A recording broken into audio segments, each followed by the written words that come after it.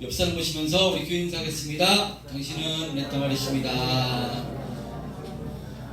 예, 거룩한 주일 주님 앞으로 참 잘 나오셨습니다. 오늘도 힘있게 예배드리는 저와 여러분 되었으면 좋겠습니다. 할렐루야. 주보에 보면 이렇게 오늘 광고를 실었는데요. 광고 말씀 하나 드리면, 그동안 우리 중고등부 교사로 섬겨주셨던 우리 청년, 우리 김승빈 청년이 군입대를 이렇게 하게 되었습니다. 다음 주 월요일 날 이렇게 군입대를 하니까요. 다음 주가 이렇게 마지막 이렇게 예배인데, 먼저 군입대를 한 우리 석주 유순이는 병으로 이렇게 군입대를 했다면, 우리 승빈이는 부사관으로 이렇게 직업 군인으로 이렇게 군입대를 이렇게 하게 됐습니다. 우리 승빈이가 고3 때 왔나? 네. 고3 때 이렇게 우리 교회 왔습니다. 부모님도 저희 교회 다니시지 않는데 혼자 이렇게 우리 참된 평안교회에 와서 고3 시절 지나서 대학교 때도요, 대학교 다닐 때 시험 때나 아주 특별한 일이 아니면 거의 천안에 내려와서 주일 성수를 꼭 했고요. 또 대학교 때 지금까지 중고등부 교사로 이렇게 섬기고 있습니다.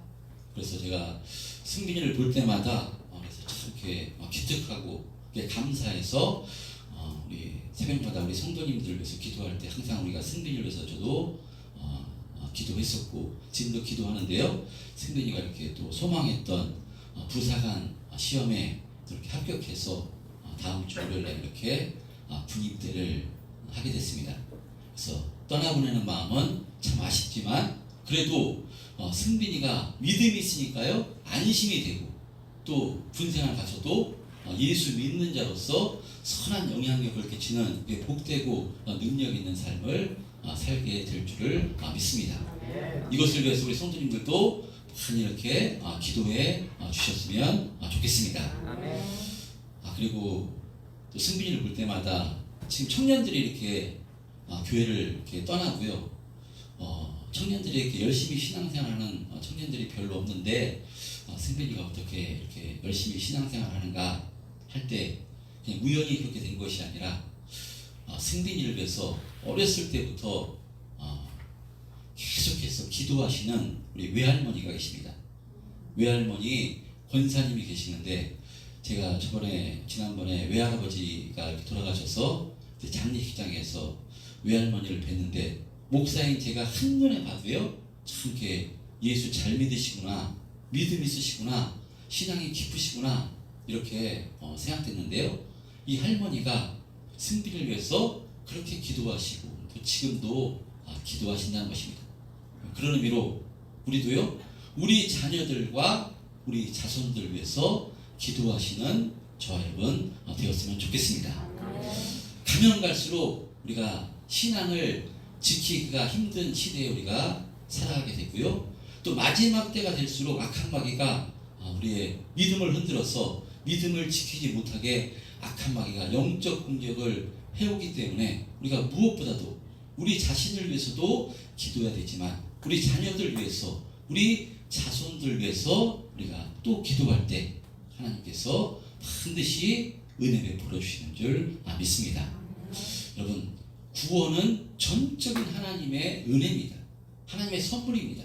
그러나 이 구원의 열매는요, 내가 얼마나 열심히 심느냐, 얼마나 열심히 뿌리느냐에 따라서 구원의 열매가 틀린 것이니까 우리가 정말 우리 가족을 위해서, 우리 자녀들 위해서 믿음으로 많이 심으심으로써 정말 생명의 역사, 은혜의 역사, 정말 믿음의 역사가 많이 나타나시는 우리 참된 평안교회 성도님들 다 되셨으면 좋겠습니다.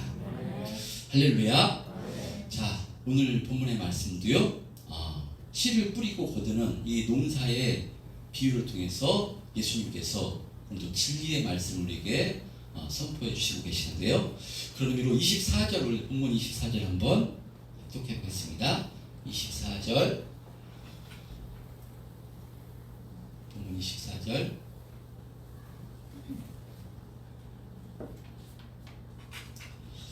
시작. 내가 진실로 진실로 너에게 이르노니 하나의 민이 땅에 떨어져 죽지 아니하면 하나를 그대로 있고 죽으면 많은 열매를 맺느니라. 예, 예수님께서 이 농사의 비유를 통해서 지금 이 말씀을 하시는데요. 오늘 이 말씀을 중심으로 하나님 말씀을 증거하고자 합니다. 자, 지난 말씀에 예수님께서는 이제 유월절 명절을 맞이해서 어린 나귀 새끼를 타고 예루살렘에 입성하십니다. 그러자 수많은 무리들이 승리를 상징하는 종려나무 가지를 흔들면서 이스라엘의 왕이여 우리를 구원하소서, 우리를 구원해 주소서라고 열렬히 열광적으로 예수님을 환영합니다. 자, 이렇게 많은 무리들이 예수님을 열광적으로 환영했던 그 이유, 지난주에 말씀드렸던 것처럼요, 예수님께서 죽은 지 나흘이나 지난 썩어 문드러진 나사로를 말씀으로 살리셨다는 그 소문을 듣고 그분 예수님은 확실하게 그리스도다 라고 이렇게 확신을 가지게 된 것이고요. 그런데 그 예수님께서 이 유월절 명절날 이 스가랴 선지자가 예언했던 대로 그 메시아가 어린 나귀 새끼를 타고 입성할 거라는 그 예언에 따라 예수님께서 어린 나귀 새끼를 타고 예루살렘에 입성하시자 저분은 그리스도가 확실하다, 저분은 이스라엘이 확실하다, 우리를 구원해 줄 분이 확실하다 해서 열광적으로 예수님을 이렇게 환영했던 것입니다. 자, 그래서 얼마나 열광적으로 환영했던지 같은 말씀에 기록된 다른 말씀, 다른 복음서에 보면요, 온 예루살렘 성이 소동했다고 이렇게 기록하는데 예수님을 향한 환호와 함성으로 예루살렘 전체가 들썩들썩 거렸던 것입니다. 자, 그러할 때 오늘 본문 20절에 보면요, 명절에 예배하러 올라온 사람 중에 헬라인 몇이 예수님을 뵙고자 해서 누구에게 청한 것인가 하면 빌립에게 가서 청을 합니다. 헬라인 이방인들이 지금 예수님을 만나 뵙고자 청을 한 것입니다. 왜 헬라인들이 몇이 예수님을 만나 뵙고자 한 것인가? 지금 이 예수님의 소문이 예루살렘 온 전체에 퍼져서 이들은요, 그 이스라엘 백성들이 이렇게 열렬히 환영하니까 위대한 분으로 예수님을 알고 예수님을 한번 만나 뵙고자 한 것입니다. 그런데 이 당시 헬라인 같은 이방인들은 유대인들이 상종을 하지 않았습니다. 상종을 하지 않았기 때문에 유대인 백성들, 유대인 무리들에게 이렇게 에워싸인 예수님을 그들이 직접 가서 만나 뵙기란 쉽지 않았을 것입니다. 그래서 누구에게 청을 하는 것인가 하면 예수님의 제자 빌립에게 가서 청을 합니다. 청을 했다는 것은 간곡하게 만나 뵙고 싶다고 이렇게 요청을 했을 것입니다. 그러자 빌립이 그 요청을 뿌리치지 못하고 예수님께서 첫 번째 제자를 삼으신 안드레에게 가서 말할 때, 그래서 안드레와 빌립이 예수님께 나가서 헬라인 몇이 예수님을 지금 간곡히 뵙기를 청합니다 라고 이렇게 예수님께 알릴 때 예수님께서 그러냐, 그들이 나를 만나자고 하더냐, 그래 데리고 와라 라고 말씀하는 것이 아니라요, 예수님께서는 그 제자들에게 뭐라고 말씀하는가 하면 인자가 영광을 얻을 때가 왔도다. 내가 진실로 진실로 너에게 이르노니 한 알의 밀이 땅에 떨어져 죽지 아니하면 한 알 그대로 있고 죽으면 많은 열매를 맺느니라 라고 이렇게 말씀하십니다. 헬라인들이 만나기를 청하자 예수님께서 그들을 만나주시지 않으십니다. 왜 만나주시지 않는 것인가? 예수님은 사람을 외모로 취하지 않으시고 그 사람이 헬라인이냐 이방인이냐 유대인이냐 아니면 세리냐 뭐 창기냐 이것을 외모로 보시는 분이 절대로 아니십니다. 그런데 왜 헬라인들이 그렇게 간곡히 청을 하는데 만나주시지 않은 것일까? 성경학자마다 여러 의견을 내고 있는데요, 이 당시 헬라인들은 이 헬라 철학의 영향으로 새로운 사상에 대한 이런 가르침에 대한 열망과 갈망이 있었습니다. 그래서 새로운 가르침, 예수님을 위대한 분으로 알아서 예수님을 만나서 새로운 가르침을 얻고자 만나고자 했음을 예수님께서 꿰뚫어 보시고요, 그 예수님께서 그들을 만나 주시지 않았다고 이렇게 성경학자들은 해석하는데 저도 여기 이렇게 동의합니다. 사실 지금 예수님을 열렬히 환영했던 이스라엘 백성들 뿐만 아니라 예수님의 제자들조차도 예수님께서 예루살렘에 입성하신 이유를 제대로 알지 못했습니다. 지금 이 대제사장과 서기관들에 의해서 체포영장이 떨어졌어요. 지금 예수님께서 붙잡히시면 죽임을 당할 수 있는 상황입니다. 그럼에도 불구하고 예수님께서 6월절 명절 예루살렘에 올라가시는데 왜 올라가시는가? 이 제자들조차도 그 이유를 알지를 못했습니다. 그래서 마태복음, 마가복음에 보면요, 6월절 예수님께서 올라가시는 6월절에 올라가시는 그 말씀 바로 전에 어떤 말씀이 공통적으로 기록되어 있는가 하면요, 야고보와 요한, 예수님의 두 제자가요, 자신의 어머니 세베대까지 동원해서 청혼합니다. 그 세베대가 주의 나라에 임하시면 내 아들들을 하나는 좌편에 하나는 우편에 앉게 해 주옵소서 라고 이렇게 청혼합니다. 그럴 때, 이런 청혼할 때 예수님의 제자들까지도요 분을 냈다고.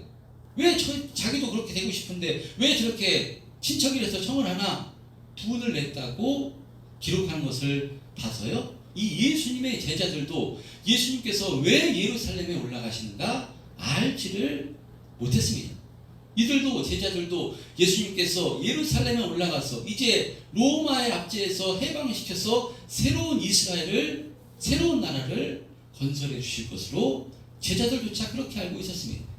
예수님께서는 계속해서 3번씩이나 내가 예루살렘에 올라가서 대제사장과 서기관들에게 붙잡혀서 고난을 당하고 십자가에서 죽으시고 3일 만에 부활하실 것이라고 3번씩이나 계속해서 예수님께서 말씀하시는데, 이들은 이것을 알아듣지 못하고 알아들으려 하지도 않고 그냥 예수님께서 새로운 이스라엘, 해방된 이스라엘을 건설해 주실 것으로 제자들조차 그렇게 알고 있었던 것입니다. 그러니까 예수님께서는요, 지금 헬라인 몇이 예수님을 만나 뵙고자 한다고 할 때 그들을 만나주는 것이 우선이 아니라 아직 제자들조차도 예수님께서 예루살렘에 올라가시는 이유를 알지를 못하고 있기 때문에, 그것을 알려주는 것이 우선이기 때문에 예수님께서 제자들에게 뭐라고 말씀하는가 하면요, 인자가 영광을 얻을 때가 왔도다 라고 말씀하시면서요, 내가 진실로 진실로 라고 말씀합니다. 진실로 진실로. 성경에서 또 우리나라 문학도 마찬가지고요, 같은 말을 2번 반복하는 것은 정말 강조를 하는 것입니다. 내가 진실로 진실로, 내가 진심으로 진심으로 너에게 말하니 내 말을 잘 들으라고 지금 말씀하는 것입니다. 그러시면서 한 알의 밀이 땅에 떨어져 죽지 아니하면 한 알 그대로 있고 죽으면 많은 열매를 맺느니라 라고 이렇게 말씀합니다. 예수님께서 진리의 말씀, 생명의 말씀을 이렇게 증거하실 때는요, 잘 알아들을 수 있는 비유의 말씀을 통해서 이렇게 말씀하시는데, 그러니까 이 말씀은 농사의 비유입니다. 어떻게 해서 농작물이 이렇게 출수하는가 하면 씨가 땅에 뿌려져서 그 씨가 싹을 내고 가지를 내서 또 꽃을 내서 열매를 맺습니다. 그래서 우리가 잘 아시는 것처럼 수박이나 참외나 토마토나 호박이나 이런 그 열매 맺는 그 채소들, 과일들을 보면요, 하나의 씨가 땅에 떨어졌어요. 그것이 싹이 나고 같이 줄기를 내가지고요 열매를 맺는 거 보면 참으로 신기한 것인데, 예수님께서 지금 이 당시 지금 농경사회이기 때문에 너무나도 잘 아는, 이스라엘 백성들이 잘 아는 이렇게 농사의 비유를 통해서 진리의 말씀을 지금 증거하고 있는 것입니다. 우리나라는 논농사가 이렇게 물을 댈 수가 있었어요. 논농사를 많이 지었지만 이스라엘은 밀농사를 지었습니다. 야산이기 때문에 전부 다 밀농사를 지었는데, 밀을 어떻게 수확하느냐? 밀알을, 밀 씨앗을 뿌리면 그것이 씨앗이 그래서 썩어서 발화가 돼서 싹을 내서 줄기를 내서 밀 수확을 하듯이 이스라엘 백성들이 너무나 또 익히 잘 알고 있는 말씀을 통해서, 이 비유를 통해서 예수님께서 뭐라고 말씀하냐면요, 내가 하나님의 미랄이 되어 썩어 죽겠다고 이렇게 지금 말씀을 하는 것입니다. 내가 죽어야 많은 열매를 맺을 수 있다라고 지금 예수님께서 말씀하고 있는 것입니다. 자, 지금 제자들뿐만 아니라요, 수많은 이스라엘 백성들은 예수님이 하나님께서 보내신 그리스도로 알아 예수님을 통해서 이 땅에서 풍성한 열매 맺는 삶을 살기를 소망했습니다. 이들은 로마에 압제당하고 있었기 때문에 아무리 농사를 열심히 지어도, 그 열심을 내어도 로마는 세리를 통해서 악랄하게 세금을 많이 거두었기 때문에요, 아무리 노력해도 손에 쥐는 것이 별로 없었습니다. 사는 것은 날로 팍팍해지고, 또 그리고 로마에서 유대교를, 하나님을 믿는 것을 허용했지만, 그러나 하나님보다 로마 황제를 더 큰 신으로 섬기도록 강요를 받았습니다.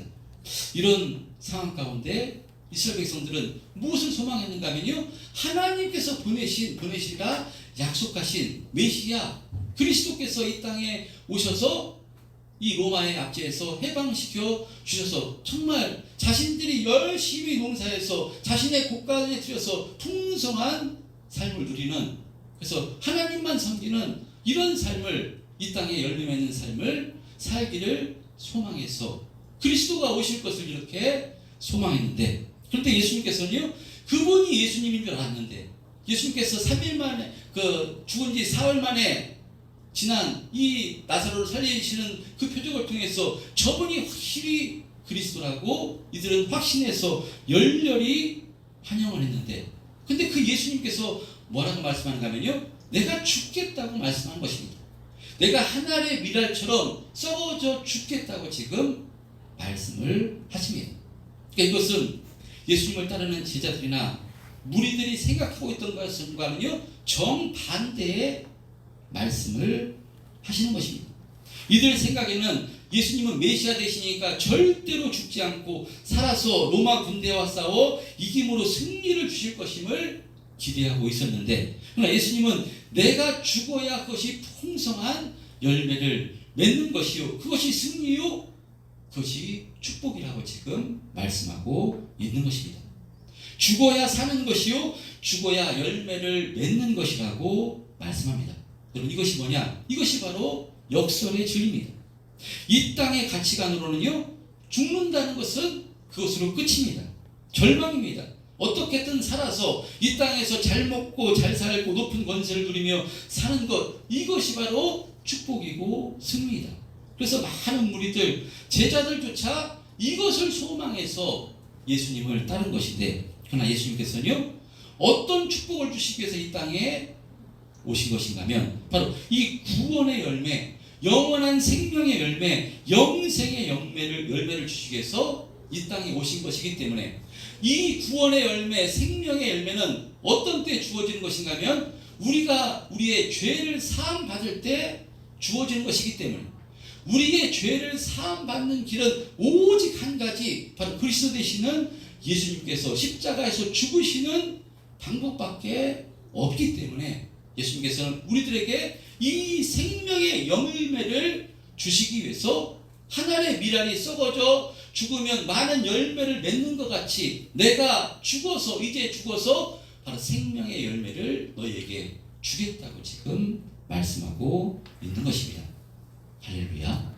바로 예수님께서 하늘의 미랄이 되셔서 바로 죽어주심으로 이 십자가의 은혜로 말미암아 우리가 영원한 생명의 열매, 은혜의 열매, 영원한 축복의 열매를 받게 된 존재인 줄 믿습니다. 수많은 사람들이, 엄청나게 많은 사람들이 지금도 하나님께 예배드리고 있는데, 이 시간 여러분, 이 사람들이 전부 다 예수님 한 분이 죽어주심으로, 십자가에서 죽어주심으로 이와 같은 엄청난 생명의 열매가 맺히게 된 것입니다. 그 생명의 열매 중 하나가 저와 여러분들인 것이니까요, 얼마나 감사이고 은혜겠습니까? 할렐루야. 그러므로 예수님께서 오늘 본문 하나의 밀이 땅에 떨어져 죽지 아니하면 그대로 있고 죽으면 많은 열매를 맺느니라, 이 말씀은요 정말로 진리의 말씀이요 최고의 복음의 말씀인 줄 믿습니다. 여러분, 이 복음으로 말미암아, 이 복음의 말씀으로 말미암아 우리가 구원받아 생명의 열매를 소유한 존재가 된 것이니까요. 그렇다면 이제 우리가 어떤 삶을 살아야 되겠습니까? 성경은 이제는 내가 사는 것이 아니요 내 안에 그리스도가 사는 것이라 라고 말씀합니다. 성도는 내가 사는 것이 아니라요 내 안에 그리스도께서 사는 것이기 때문에 우리 안에서는 그리스도가 나오는 그런 복된 삶을 살아야 되는 줄 믿습니다. 예수님께서 죽어서 생명의 열매, 이 영생의 열매를 주신 것처럼 우리를 통해서 생명의 열매, 이 복음의 열매가 나오는 삶을 힘써야 되는 줄 믿습니다. 여러분, 그래서 예수님께서 25절에 이와 같이 말씀하십니다.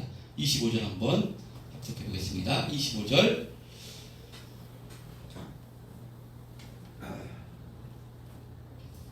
시작. 자기의 생명을 사랑하는 자는 잃어버릴 것이요 이 세상에서 자기의 생명을 미워하는 자는 영생하도록 보전하리라. 여러분, 자기를 사랑하는데 자기 자신이 중심인데 어떻게 그 사람이 한 알의 밀알이 돼서 죽을 수가 있겠습니까? 밀알이 땅에 썰어져 죽어야 생명의 열매를 맺을 수가 있는 것인데 밀알이 그대로 썩지 않고 그대로 있다면요 한 알 그대로 그냥 끝나는 것입니다. 그런 의미로 성도는 어떤 존재인가 하면요 26절에 보면 사람이 나를 섬기려면 바로 나를 따르라 라고 말씀하는 것처럼요 성도는 어떤 사람인가 하면요 예수님을 따르는 사람이 성도입니다. 이렇게 예수님을 따르는 자는 주님과 함께 있는 자라고 26절에 펴주세요. 26절에 예수님을 따르는 자는 주님과 함께 있는 자라고 이렇게 말씀합니다. 그러므로 주님께서 하늘의 밀알이 돼서 죽으셨기 때문에 우리도 주님을 따라 하늘의 밀알이 되어 날마다 죽기를 힘써야 되는 것이요 그래야 할 때 하나님께서 그를 귀히 여기시니라, 귀히 여기신다고 이렇게 말씀하는 것이니 우리 참된 평안교회 성도님들은요 예수님을 따라 날마다 죽기를 힘쓰시는 은혜 있으시기를 주님의 이름으로 축원드립니다. 삶 속에서 적용하자면 우리가 어디에서 날마다 죽어야 되겠습니까? 하나님께서 예수의 피값으로 세워주신 몸된 이 교회뿐만 아니라요 하나님께서 우리에게 가정을 허락해 주신 것이니까요 가정에서 한 알의 밀알이 돼서 날마다 죽기를 힘쓰므로 날마다 낮아져서 죽기까지 섬기고 사랑하기를 힘써야 되는 줄 믿습니다. 우리 부모님을 또 남편은 아내를, 아내는 남편을, 우리 자녀들을요 이렇게 죽기까지 낮아져서 섬기기를 힘쓸 때 생명의 열매, 은혜의 열매, 복음의 열매, 정말 이런 열매가 맺히는 은혜가 주어지는 줄 믿습니다. 그런데 어디서 가장 죽기가 힘든 것일까 생각해 봤습니다. 우리가 가정에서부터 시작해서 또 이웃으로 세상 가운데 이렇게 죽기를 낮아져서 죽기를 힘써야 되는데요 어디가 가장 죽기가 힘들까 생각할 때 동의하시는지 모르겠지만 저는 가정에서 죽기를 힘쓰는 것이 어쩌면 더 힘들지 않을까 이렇게 생각됩니다. 교회 안에서 세상 가운데서는요 잘 예수 믿는 자로서 잘 이렇게 섬기시고 낮아져서 죽기까지 섬기시는 것을 볼 수 있는데요 가정에서는 그것이 잘 안 되는 것을 이렇게 볼 수 있습니다. 저도 사모 얘기하면 안 되는데 우리 사모한테 그렇게 얘기합니다. 벼락같이 애들한테 소리를 지를 때 그러면 제가 뭐라 그래요? 성도한테 대하듯이 애들한테 한번 해보라고 이렇게 이야기를 하거든요. 저도 마찬가지입니다. 사실 아내는 남편에게, 남편 아내에게 참 힘듭니다. 낮아져서 죽기까지 섬기라고 예수님께서 말씀하시는데 가정에서부터 사실은 이것이 해야 되는데 가정이 어쩌면 제한됩니다. 왜냐 내 남편이요 내 아내요 또 내가 주인이라고 생각하기 때문에, 내 자녀라고 생각하기 때문에 참 이게 가정에서부터 이것이 쉽지가 않습니다. 여러분, 하나님께서 우리에게 교회를 허락하시고 가정을 허락하신 것은요, 바로 이것이 이 죽는 훈련, 하나님의 미랄에 대해서 죽는 훈련을 잘 감당하라고 우리에게 교회를 또 가정을 허락해 주신 줄 믿습니다. 우리 부모님을 이렇게 죽기까지 사랑하고 섬기시고요, 남편은 아내를, 또 아내는 남편을, 우리 자녀들 이렇게 섬길 때 분명히 하나님께서 큰 은혜 주셔서 정말 가정 천국으로 인도해 주시고요, 하나님께서 생명의 열매, 복음의 열매, 정말 은혜로 충만한 가정으로 축복해 주실 줄 믿습니다. 여러분, 하나님께서는요, 내 자아가 살아있는 자, 내 의가 살아있는 자, 자신이 중심인 자, 하나님께서 쓰시지 않습니다. 하나님께서 쓰시는 사람은요, 그런 사람을 쓰지 않습니다. 그래서요, 하나님께서는 내 자아를 낮추기 위해서, 내 자존심을 낮추기 위해서, 내 의를 낮추어서 그 사람을 훈련시켜서 쓰시는 것을 볼 수 있습니다. 아브라함이 그렇고요, 야곱이 그렇고요, 모세가 그런 것입니다. 그런데요, 참 은혜는 하나님께서 그 사람을 쓰시려고, 하나님께서 그 사람을 낮추실 때, 그 의를 낮추실 때 참 어려움이 있고요, 고통이 있습니다. 참 어렵습니다. 그런데요, 그것이 은혜요 축복인 줄 믿습니다. 왜 어려움을 주시냐, 왜 힘듦을 주시냐, 왜 그 사람을 낮추시기 위해서, 그 사람을 쓰시기 위해서 하나님 손에 붙들려 있기 때문에 그렇게 낮춰서 낮아지는 훈련을 하시는 것이기 때문에요, 참 은혜인 줄 믿습니다. 할렐루야. 성도는 어떤 존재인가면요, 성령 하나님이 우리와 함께 동행해 주심으로, 이와 같이 날마다 말씀을 통해서, 환경을 통해서, 알 수 없는 것을 통해서 우리를 낮추시는 훈련을 지금 시키시고 계시는 것입니다. 여러분, 얼마나 축복이겠습니까? 성도는 이와 같이 하나님 손에 붙들림 당한 존재가 성도인 줄 믿습니다.